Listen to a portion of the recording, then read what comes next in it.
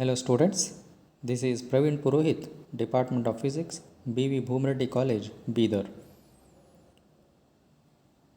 In today's session, we are going to study about Thermodynamics Module 2.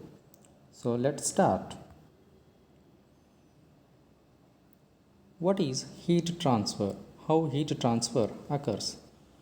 In our day-to-day activities, we see heat flow taking place surrounding us.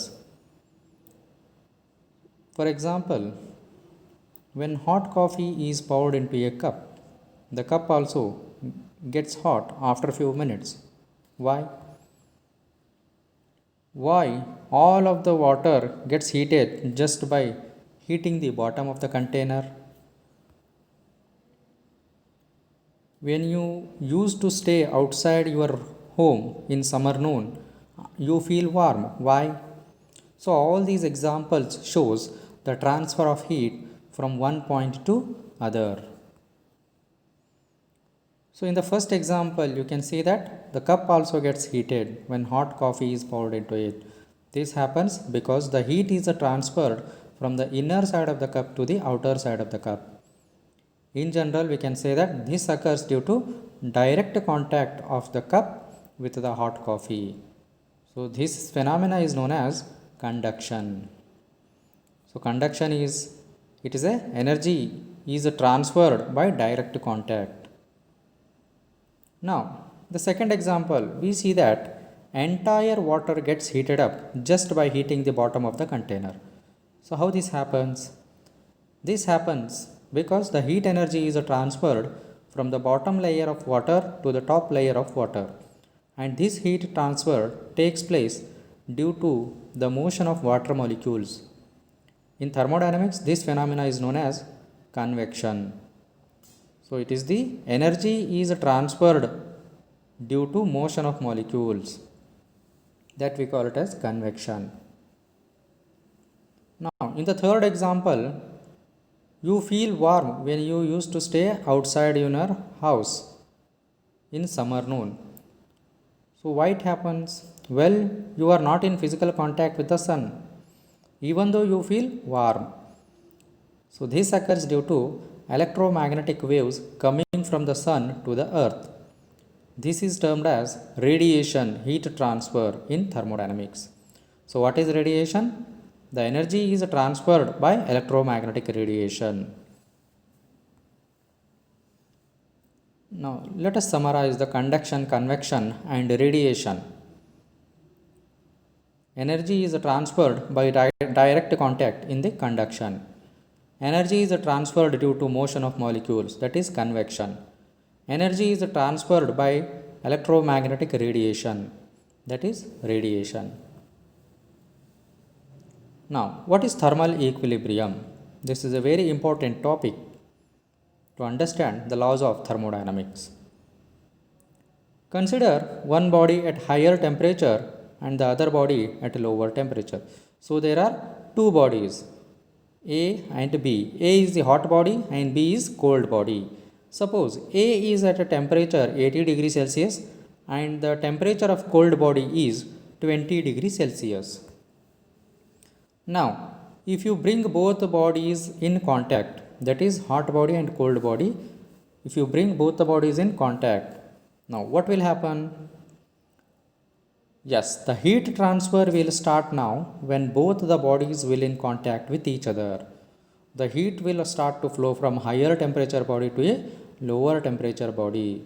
So, we know that heat always flow from higher temperature to lower temperature. So, or else we can say that hot body loses heat while cold body gains heat. So, after some time the temperature of both the bodies will be equal. So, let us say 50 degrees Celsius in this case. So, after achieving this stage, there will be no heat transfer between the bodies. This stage is called thermal equilibrium. Thermal equilibrium.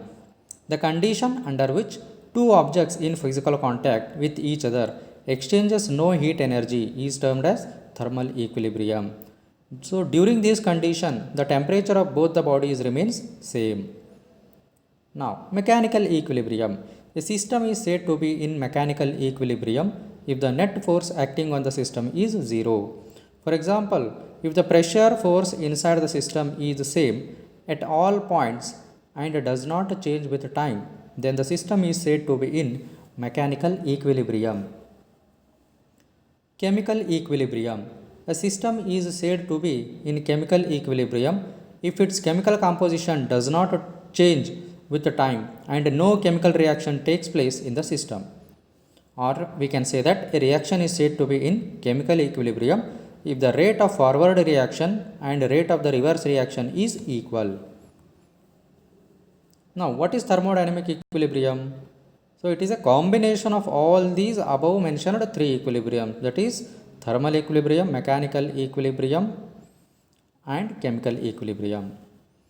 So, two systems are said to be in thermodynamic equilibrium when they are in thermal, mechanical and chemical equilibrium with each other. Zeroth law of thermodynamics. It is a very important law in thermodynamics. So, why it is named zeroth? Why not first, second, third? It should be like first, second law, but it is named zero. Why? The first, second and third law were already discovered earlier. Later in the year 1931, Fowler realized that thermal equilibrium is a very important phenomena and it should be defined before first law. This law was very important, which defines the fundamental term temperature, and according to him, this law should be kept first for proper understanding of thermodynamics laws. But already so many books were published with the first law, second law and third law, so changing the numbers of these laws can create a lot of confusion. Thus, he was forced to adopt the number 0 for his law. And finally, this law was named zeroth law of thermodynamics. Now, let us understand zeroth law of thermodynamics. Consider three bodies A, B and C. Zeroth law of thermodynamics states that if two bodies A and B are in thermal equilibrium with the third body C, then body A and B are also in thermal equilibrium with each other. Now, as we see in the figure, there are three bodies A, B and C having different temperatures. Let a body A and B are separated from each other as shown in figure, but each of them are in thermal contact with the third body C. So, after some time, body A will come in thermal equilibrium with the body C, and similarly, body B will also come in thermal equilibrium with body C. So, after this condition, a body A and body B are kept together in contact with each other. Then there will be no heat exchange between the body A and body B. So, this indicates that body A and body B are now in thermal equilibrium with each other. So, mathematically, the situation can be represented as Ta is equal to Tc and Tb is equals to Tc. Then according to zeroth law of thermodynamics, we can write Ta is equal to Tb, where Ta, Tb and Tc are the temperatures of body A, B and C respectively. Now, look at the example here. We found that there is one physical property that indicates whether the bodies are in thermal equilibrium or not, and that property is temperature. So, in simple terms, we can say that the zeroth law of thermodynamics helps us in finding the temperature of the body. For example, when a thermometer is kept in contact with a human body, it achieves thermal equilibrium with the human body. At this condition, the temperature of the thermometer will be the same as the temperature of the human body. So, thus, in this way, zeroth law of thermodynamics is used to find the body temperature using a thermometer. Phase diagram and triple point. So, you might have heard about solid, liquid and gases. What are they? They are the phases of matter. Yes. Now, phase diagram is nothing but a graph of pressure versus temperature which shows the phase of matter at a given temperature and pressure. We can see the figure here, diagram. it is pressure versus temperature diagram, which shows the phase of matter at a given temperature and pressure.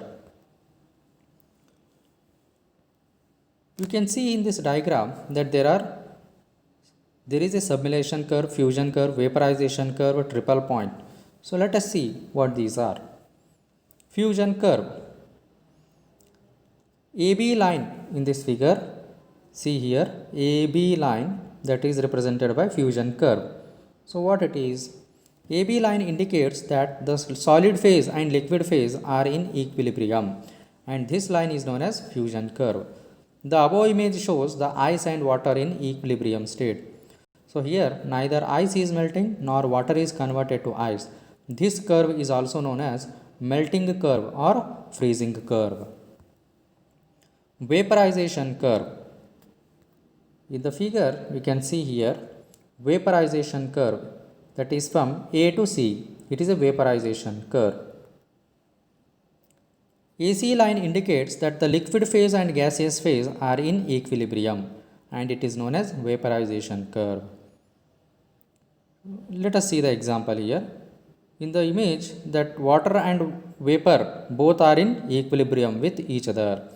Such a phase is represented as a vaporization or condensation curve on the phase diagram.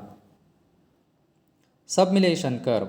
The OA line indicates that solid and vapor states are in equilibrium with each other. This curve is known as the sublimation curve. But what is sublimation? Sublimation is nothing but a conversion of solid state directly to the vapor state. So when we ignite the camphor, it gets converted to vapor. The above example is of dry ice. Dry ice is in solid state, but it gets directly converted to a vapor state. It does not melt, but it directly evaporates. Such a phenomena is called sublimation. Triple point. So have you ever seen any object in solid, liquid and gaseous state at the same time? So in the above image, the pressure and temperature curve of pure water is given. The water is in solid state, liquid state as well as gaseous state, and that also at the same time. But this situation occurs at a particular temperature and pressure. So what is triple point? It is the temperature and pressure at which all the three phases of matter, that is solid, liquid and gas, exist in equilibrium with each other, is known as triple point of that matter. For example, triple point of water is obtained at the pressure of 4.58 mmHg and 273.16 K temperature. The triple point of water is used to fix the scale of thermometer. Thermal expansion. The principle of thermodynamics are present at all around us. So have you ever noticed a gap between the rails? Why these electrical wires are sagging? So all this occurs due to thermal expansion. Let me explain with a simple example. So in the first image you can see iron bob at room temperature. If you pass this iron bob through this ring, then it will pass easily as shown in the image. Now, if you heat the same iron ball with a burner and then pass this heated bob through the ring, the heated bob will not pass through the ring. Why it occurs like this? All the objects are made up of atoms and molecules. These atoms oscillate about their mean position. When the temperature rises, the atoms and molecules start to oscillate with a large amplitude. Because of this, the distance between the molecules increases, which ultimately increases the dimensions of the object. Hence, as the temperature rises, the size of object increases. This is known as thermal expansion. So what is thermal expansion? The increase in the dimensions of the object due to the absorption of heat is known as thermal expansion. Thermal contraction. It is the decrease in the dimensions of the object due to the rejection of heat is known as thermal contraction. There are three types of thermal expansion. Thermal expansion in solids: linear expansion, aerial expansion, volumetric expansion. So what is linear expansion? When the body expands linearly, due to the absorption of thermal energy, it is known as linear thermal expansion. Aerial expansion. When a thin sheet of metal expands due to the absorption of thermal energy, it is known as aerial thermal expansion or superficial thermal expansion.